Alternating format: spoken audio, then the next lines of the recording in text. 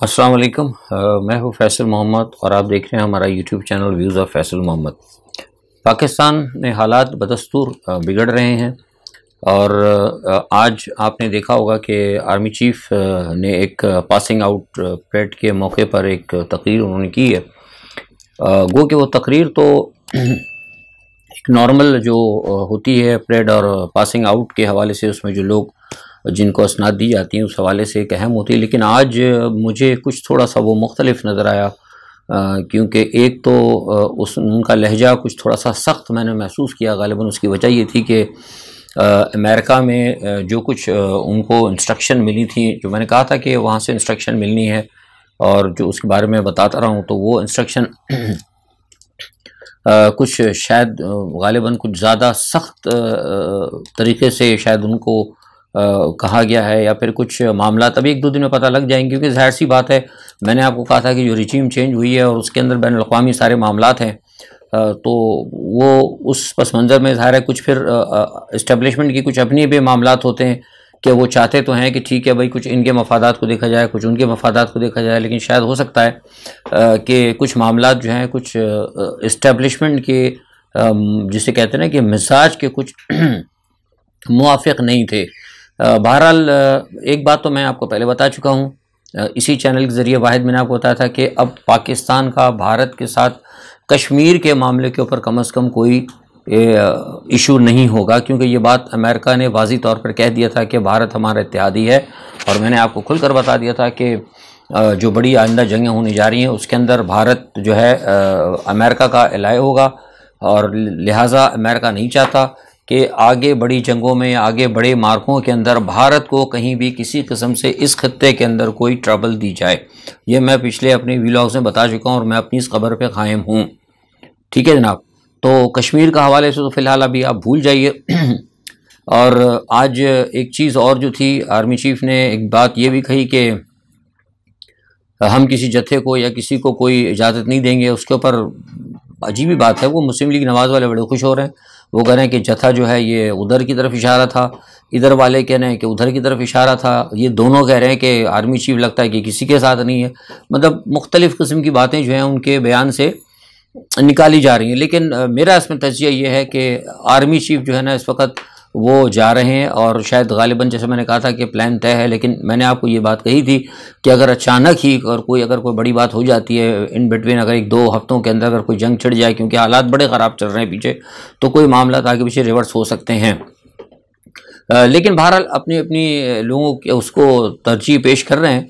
और अच्छा, दूसरी बात यह है कि ख्वाजा आसिफ साहब भी आज बड़े खुश थे इसी हवाले से, आर्मी चीफ के इसी बयान को लेके उनको बड़ी खुशी थी। वो भी कह रहे हैं कि जनाब बड़ी मतलब एक निजी महफिल, प्रेस कॉन्फ्रेंस में उन्होंने नहीं कहा, लेकिन एक निजी महफिल में उनका कहा, देखा जी आज दे देती है तड़ी चीफ साहब ने उन्होंने, तो मसला कहने का कि वो खुद खुश फिर हैं। और प्रेस कॉन्फ्रेंस में उन्होंने बात की, वो इत्तेफाक से मैं सुन रहा था आज, उन्होंने कहा कि जनाब फ़ौज ने बड़ी कुर्बानियाँ दी हैं, और बड़ा देखें जब से पाकिस्तान बना है हमारी फ़ौज मुसलसल कुर्बानियाँ दे रही है। ये है, मैंने बड़ा सुन के हैरत हो रहा था, क्योंकि मैंने इत्तेफाक से ख्वाजा आसिफ साहब की मैंने असेंबली में खड़े होकर तकरीर सुनी थी। वो कह रहे थे कि फ़ौज ने ऐसे किया क्या है, तो ये बड़ी मुझे अजीब ही लगा कि यार मतलब ये कोई अजीब ही हमारे यहाँ कोई एक सिलसिला है कि अगर मेरे मतलब मफाद में अगर फ़ौज बात करे तो फ़ौज तो बहुत अच्छी है, सदके जाएँ वारी जाएँ आप फ़ौज के, लेकिन अगर वो मुल्क और कौम के मफाद में कोई ऐसा फ़ैसला करे जिसमें थोड़ा सा भी मेरा नुकसान हो रहा हो, तो फ़ौज को शुरू हो जाओ।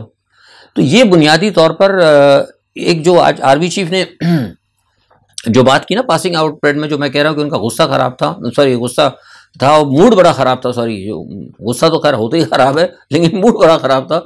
उसकी वजह ये भी है कि इस दौर के अंदर, जिस दौर में जो था ये टेन्योर बाजवा साहब का, इसमें फ़ौज बड़ी ख़राब हुई है। मतलब सियासत के अंदर बड़ा ख़राब किया गया फ़ौज को।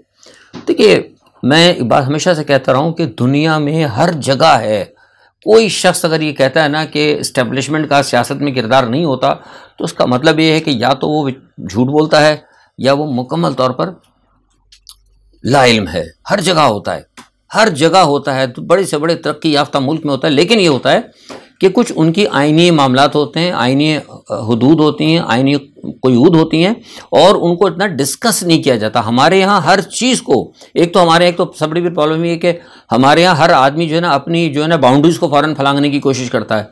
आइन से हर चीज़ से ज़रा सा पावर मिला और फ़ौरन बाहर।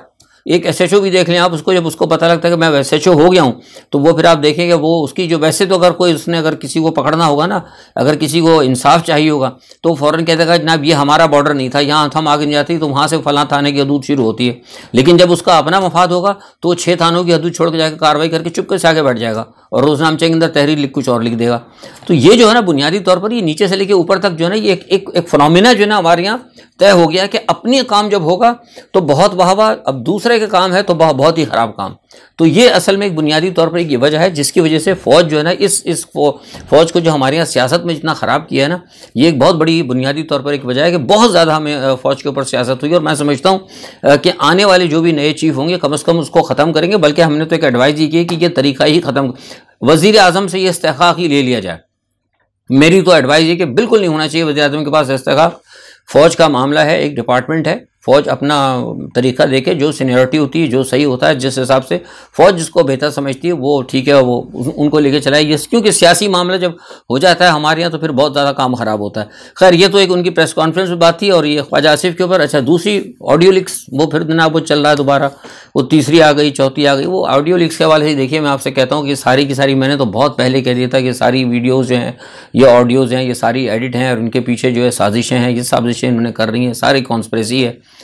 अब कहते हैं लोग फ्रांसिक, भाई देखिए किसी भी ऑडियो को आप क्या फ्रांसिक कराएंगे, उसके क्या फ्रांसिक टेस्ट कराएंगे।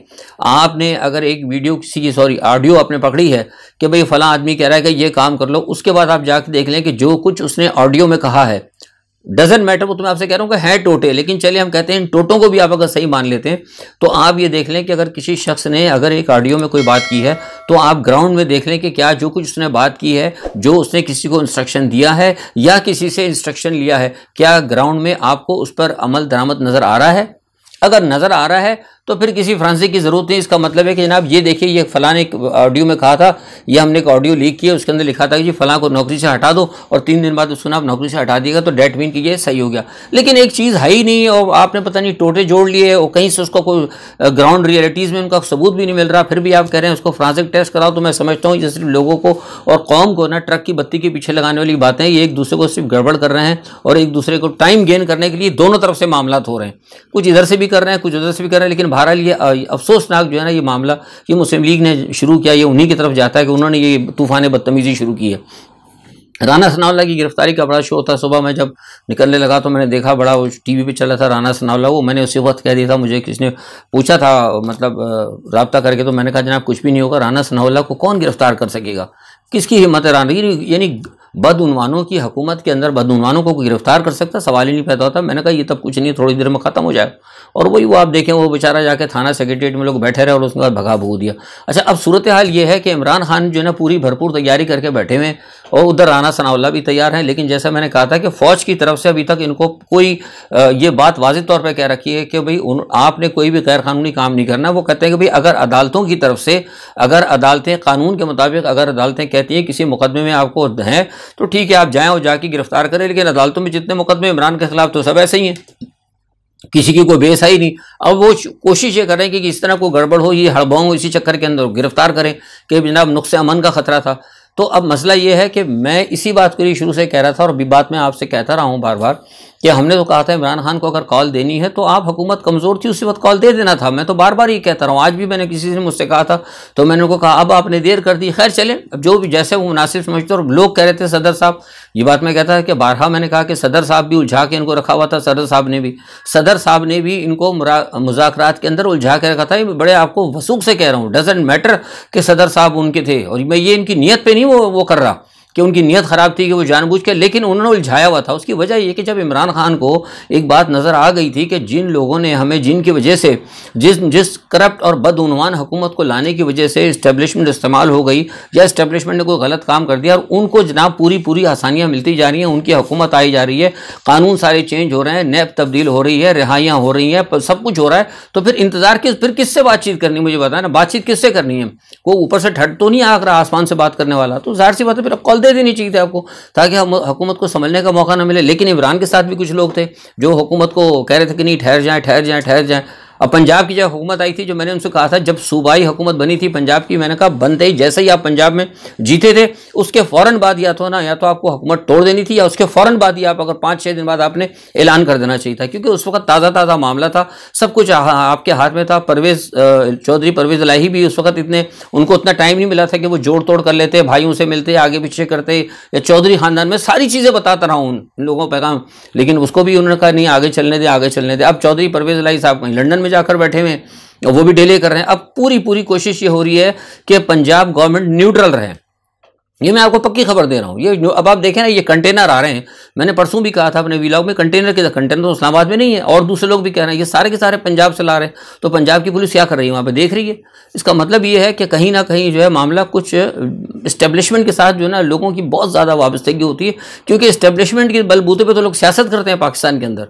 हमने जो आज से 25-30 साल पहले हमने पाकिस्तान की सियासत छोड़ी थी, इसलिए छोड़ी थी, हमने कहा हम इस्टेब्लिशमेंट के साथ हम काम नहीं करेंगे, और जो बंदा इस्टेब्लिशमेंट के साथ काम नहीं करता वो पाकिस्तान की सियासत में आ ही नहीं सकता। ये मैंने कहा ना कि इस्टेब्लिशमेंट का किरदार होता है हर जगह, लेकिन हमारे यहाँ बहुत ज़्यादा ही किरदार है।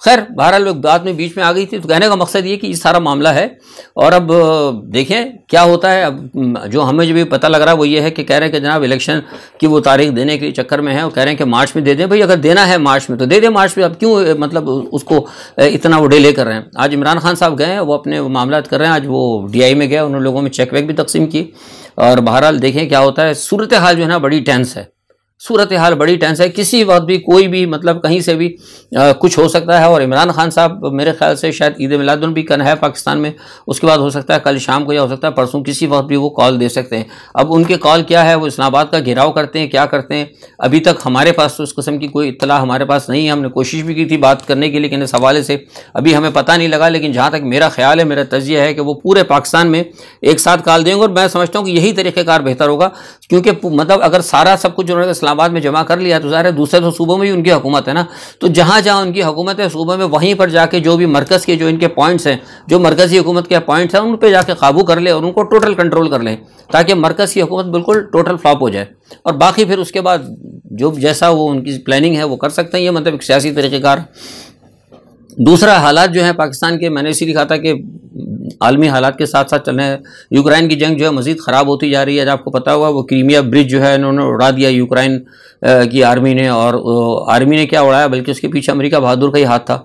हम कहते रहे इस बात को कि भाई सारी जंग जो है ये बुनियादी तौर पर लड़ तो अमेरिका ही रहा है, यूक्रेन तो ऐसे इस्तेमाल हो रहा है। ये सारा मामला अमेरिका और रूस का है जंग सारी। और आप वो देखें क्रीमिया के जब ब्रिज को उड़ाया तो मैंने जब मालूमात किया है, मेरे अभी तक तो खैर अखबारात में किसी ने नहीं बताया, लेकिन मेरे पास इत्तलात ये हैं कि वहाँ पर एक ट्रक भेजा था, उसमें कुछ यूक्रेन की एजेंसी के लोग थे, उसके अंदर उन्होंने कुछ मवाद रखा हुआ था, और वहाँ से उन्होंने निकाला, उसमें 3 आदमी थे। उनको ये नहीं पता था कि क्या है क्या होना उनके साथ, लेकिन उसको सुना उस ट्रक के अंदर रिमोट था। जब वो बीच के करीब जगह पहुँचा तो वहाँ पे उन्होंने रिमोट से धमाका करके उड़ा दिया। उसमें वो 3 या 4 लोग थे, वो भी मारे गए, और वो क्रीमिया का ब्रिज जो है उड़ गया। उसकी वजह से प्यूटन साहब बहुत नाराज़ हैं। और आज जब मैं इस वक्त आपसे बात कर रहा हूँ तो कहा यह है कि प्यूटन ने एक एजेंसी बहुत सारी कमेटी बना दी है उसकी तहकीक करने के लिए, और उसके बाद देखिए क्या होता है, क्या सूरत हाल है। लेकिन ये कि हालात जो है ना वो मुसलसल ख़राब होते जा रहे हैं, और दूसरी जानिब जो है चीन और जो ताइवान के दरमियान मामला है वो भी ख़राब होते जा रहे हैं। साउथ पैसिफिक के अंदर भी हालात गड़बड़ हैं, और मतलब सारी दुनिया के अंदर से मुझे अब फिर ईरान का आप देख लें, सिस्तान जो का बताया था, वहाँ सुबह उसमें सख्त कशीदगी है, वहाँ पे तकरीबन 150 के करीब लोग मर चुके हैं। उधर वो क्या कहते हैं, इसराइल की वज़ीर दिफा ने लबनान के ऊपर हमला करने की तैयारी का ऑर्डर दे दिया हुआ है। उधर यमन के अंदर यमन ने अब कह दिया कि वहाँ जंगबंदी, आपको 2 दिन पहले बताया था, ख़त्म हो चुकी है। उन्होंने कहा कि अब हम सऊदी अरब के ऊपर या UAE पर हमला करने के लिए आज़ाद हैं। तो ये सारी सूरत हाल जो ना सब जगह जंगें जो हैं तैयार हैं। तो उस दौरान जो है ना फिर हमारे यहाँ इस किस्म की बातें होना कि अभी वीडियो सच्ची है कि झूठी है, इसका फ्रांसिक टेस्ट कराओ, ये मेरी समझ से बाहर है। बहरहाल हालात जो हैं पाकिस्तान के बहुत ज़्यादा ख़राब हैं। इस्लामाबाद की सूरत हाल देख के तो मुझे लगता है कि किसी वक्त भी कोई बहुत बड़ा क्लैश हो सकता है। बहरहाल हम तो कोशिश ये कर रहे हैं कि ना हो।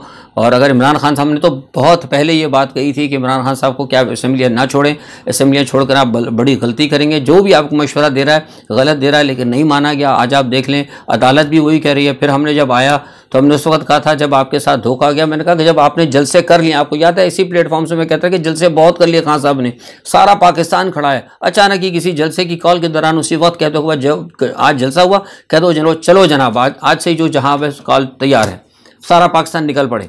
लेकिन वो भी ऐसा नहीं हुआ, वो कहते रहे नहीं अब देंगे अब देंगे अब देंगे। इनके साथ जो लोग बैठे हैं सारी बातें जा के वो जो इमरान खान की प्लानिंग होती है वो नवाज शरीफ को पता लग जाती है, जो इमरान खान की प्लानिंग होती है वो जरदारी साहब को पता लग जाती है। और यही बात मैं बार बार कह रहा था कि जितनी देर आप करेंगे उसमें हुकूमत को टाइम मिल रहा है। हुकूमत आपकी ऑडियोज़ भी तैयार कर ली, उन्होंने वीडियोज़ भी तैयार कर ली, उन्होंने बंदों को भी तोड़ने की तैयारी कर ली, लेकिन अभी तक कुछ तैयारी नहीं की। तो इधर से पीटीआई की तरफ से कोई तैयारी नहीं है। तैयार अगर है तो सिर्फ कौम तैयार है। आज के लिए इतना ही। कल जो सूरत हाल होती है अपना तज्जिया लेके हाजिर होंगे। अपना बहुत ख्याल रखिएगा। अल्लाह हाफिज़।